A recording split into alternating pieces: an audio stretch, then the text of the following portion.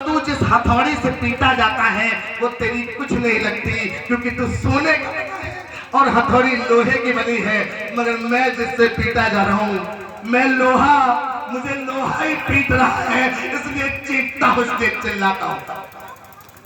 दर्द दिया अपनों ने, वरना पूर्ण बहुमत के सरकार से चीरों पर नहीं आते। तुम घरों में बैठ गए, तुम भूल गए बाबा साहब का एहसान, तुम भूल गए साहब कांसी राम का एहसान। एक बार कुर्सी मिल गई तो खरगोश की तरह सो गए कि अब तो हम जीत गए साहब। बहुत बड़ा मिशन था, लड़ने की जरूरत आज भी बुजुर्गों को पड़ेगी। अभी रायबरेली में एक कार्यक्रम में गए, युवा भाग गए, एक बूढ़ा अपने पोते पोती को उंगली पकड़कर एक को कंधे पर डाले, कार्यक्रम सुन रहा था। तो मैंने उससे पूछा, बाबा बैठे हो? तो उस बूढ़े का जवाब समझ ले। उस बूढ़े ने कहा कि लल्ला, अब तो तब नहीं भागे जब तक लगाते थे, नीला झंडा लगाते थे, जूते चलते थे, लाठी चलती थी, पल्लव चलते थे, तब नीला झंडा नहीं छोड़ा। तो आज बाबा साहब का पहुंचा एक सम्मेलन है, अगर मैं चला जाऊंगा तो शायद मैं अपने बाबा साहब की तस्वीर को अपना मुंह नहीं दिखा पाऊंगा।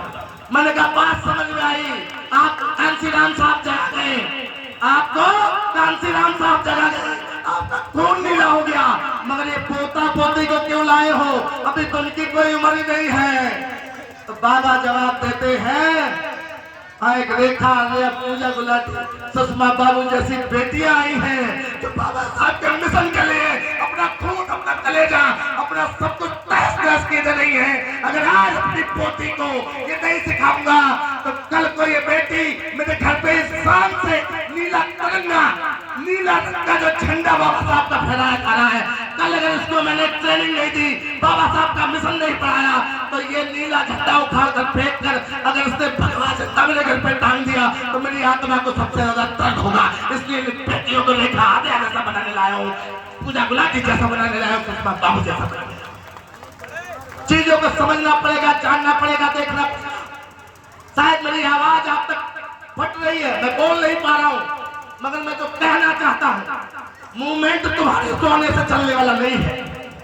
युवा साथी टीम के बेटे रात में करते हैं, एक साथी महीना लग जाता है, ये रात दिन तुम घर में सोते हो, ये दौड़ते हैं और तुम्हारे दरवाजे पर जब कभी सहयोग मांगने पहुंच जाते हैं तो तुम्हारे जेब से साहब 10 रुपए नहीं निकलते। ये तुम्हारी लड़ाई भी लड़ रहे हैं, ये तुम्हारी लड़ाई भी लड़ रहे हैं। तुम्हारी नैतिक जिम्मेदारी है कि अगर तुम अपने बेटे को इंजीनियर, डॉक्टर बनाने में लगे हो तो जो बेटे तुम्हारे बहुजन मूवमेंट के लिए खड़े हैं उनके लिए तुम्हारे सारे के पल्लू में अगर 20 रुपया भी बना है तो सबसे पहले उन लोगों को दान करो तो तुम्हारे बहुजन मूवमेंट को, तुम्हारे संविधान को बचाने के लिए दान कर रहे हैं।